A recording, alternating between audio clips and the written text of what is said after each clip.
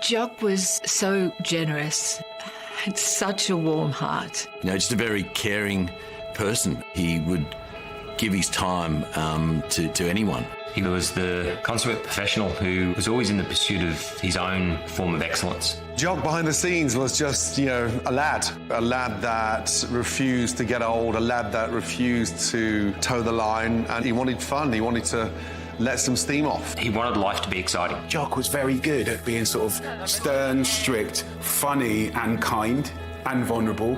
It's an incredible cocktail. He'd take the piss out of you as soon as see you, but he'd be just as happy if you took the piss out of him. You could see that he was very gifted. You could see that he was intelligent. He was filled with empathy, with compassion. He had qualities which very few chefs possess. Incredible chef. He was utterly fastidious about detail and ingredients. Jock still had the passion and the drive for cooking, and he was always wanting to learn. This wasn't someone that learned his craft from reading books. I mean, he did that, but he got out there. He went to faraway places to meet suppliers, producers and artisans. 24/7, it's just full-on food. You know, what he did for the industry was extraordinary, especially in Australia, where he took inspiration from the indigenous people and their methods of cooking and their ingredients, and created something which was so fabulous that the Good Food Guide in Australia gave him 3 hats, which is no small achievement. And his coffee's really good. Yeah, look, Jock loves coffee. He'd make me a coffee every morning on set, and it was the best coffee. Don't worry about restaurants. He should have had a coffee bar, really. That's why he made me some of the best coffees I've ever had. One of the first things he'd do when he'd see you is he'd just go to his machine. He had a very expensive coffee machine in his dressing room, and he'd make coffee for pretty much everyone on set. He really wanted for simple things, you know, and sitting down and having a coffee with someone was one of them. The first time I met Jock, he was 22 years old, possibly one of the youngest head chefs of the most incredible little small restaurant and little boutique hotel down the end of Britain called Tresanton. I'd never been away anywhere posh at all, and it was me and Jules's first date weekend, and we went there. And there he was, young Jock, 22 years old, head chef, beautiful menu, beautiful food. I remember it because it was the first time I can remember being spoiled by another chef. He was bringing in like Tunisian flavors, Vietnamese, Asian flavors to the end of England. You know, they're like, what's going on here? I don't know, there's a new boy in town. He's using all these funny long words. like the menu was ace. It was ace. You know, one of my fondest memories was sitting on the on the sidewalk eating one of his dishes. It was the most unctuous dish of kangaroo tail that I have ever had in my life, and I thought I could really cook kangaroo. And he just loved the fact I was eating it with my fingers, and he shared the recipe that he said was such a simple recipe. Oh my gosh, it was incredibly complex, but to him it was simple. Feed me! Spending that time on the floor with Jock in MasterChef, you know, was electrifying. There was always something quite encouraging about the shit we've gone through to get where we've been. Plus, there's an incredible stage that you're on with MasterChef Australia. It's the most watched MasterChef anywhere on the planet, so it's a privilege. And being present in that room, welcoming Jock to the platform was just one of those experiences I'll never forget. Jock Zonfrillo. Jock, now we go back a long way, right? Yes. We worked together back in the 90s in London. And so I can't be prouder of you now to be here. It's very kind. As a judge. Being in that environment together sort of took us back 20 years. There's something quite amazing about two Scots coming together in Australia. It makes you happy at the end of the day. You feel good.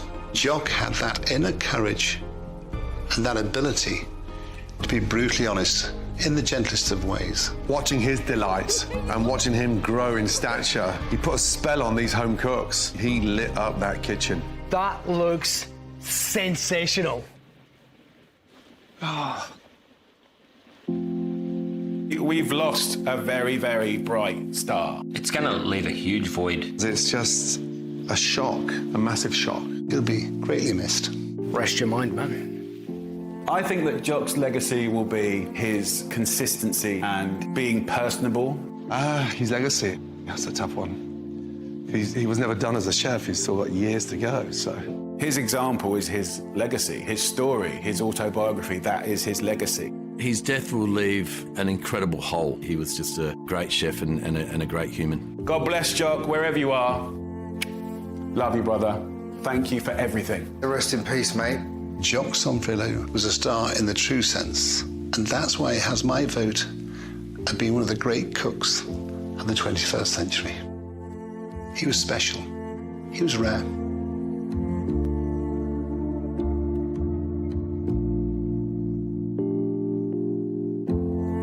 Jock was one of those men who could walk into a room and make people stop and stare. He had this charisma about him, even when he'd pop into studio to talk about MasterChef or perhaps his autobiography. He would talk to all of the crew on the set. He would talk to everyone. In fact, we'd have to kind of pull him across to say, it's your time now. But also, more than that, he lent into that vulnerability. Yeah. And honesty. And honesty, authenticity, all of that. I thought it was such telling words from Marco Pierre White in that package.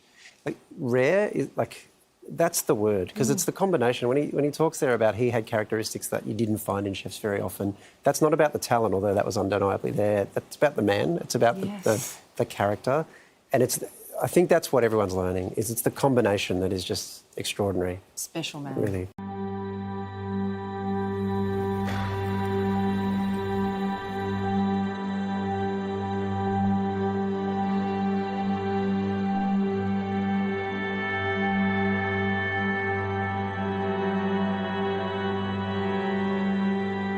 Jock was a unique individual.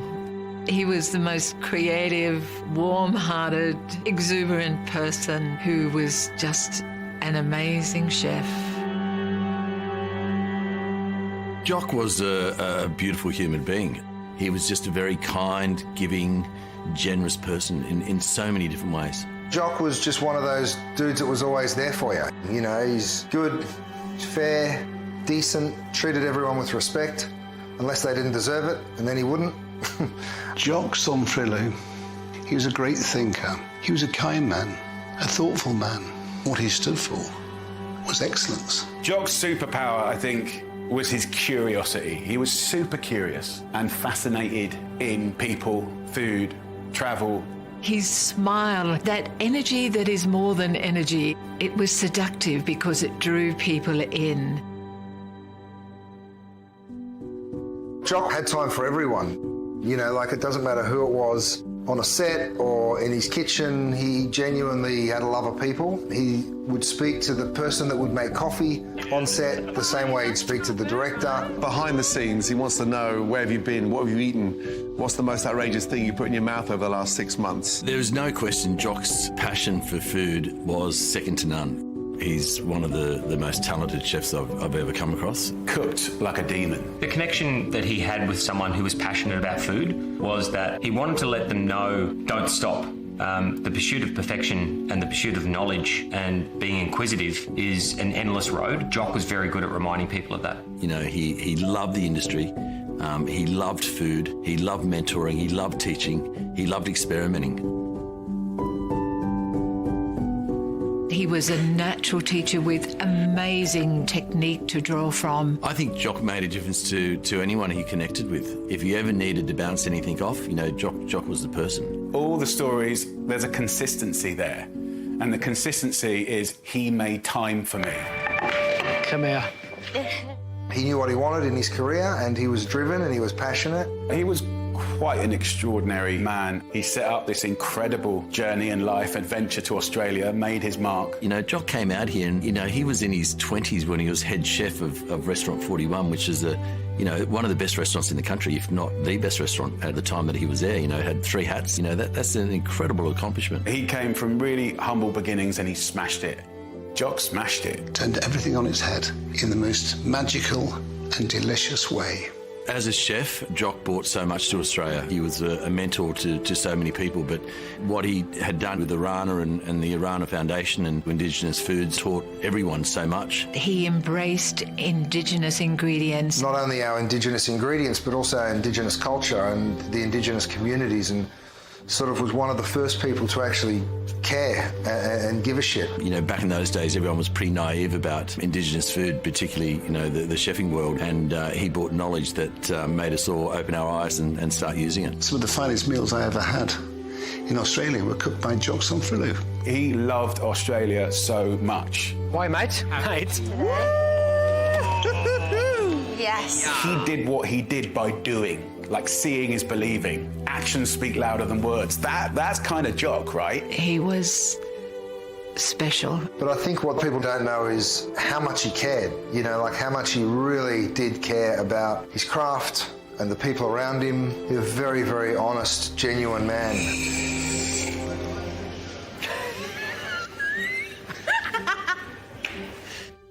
The ripples have been devastating.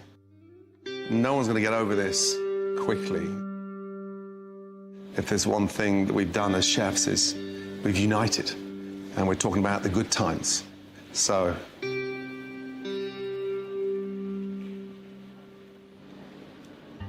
shit.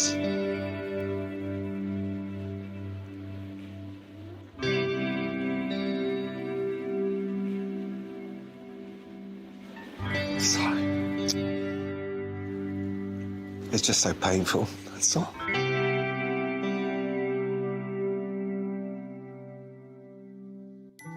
If I could say one last thing, mate, love ya, miss ya, and that next glass of whiskey's, it's dedicated to you, mate. I'll miss you.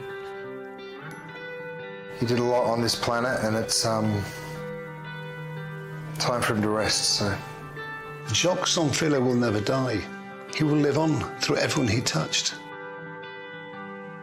He lives within us. And everybody who watches that show, a little piece of him will be instilled in them. That's the truth. His legacy is going to be that kilt and just what he stood for. So, yeah.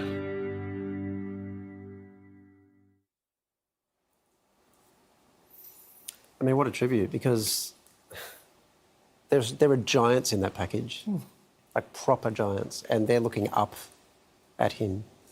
And it seems, I mean, the impression you get speaking to everybody is that's because, as much of a giant as he was, he never acted at that station. No. He always was acting as at the level of everyone he was dealing with, MasterChef contestants or people he'd barely, like, I've spoken to people who tell stories of like a family member who met Jock really briefly.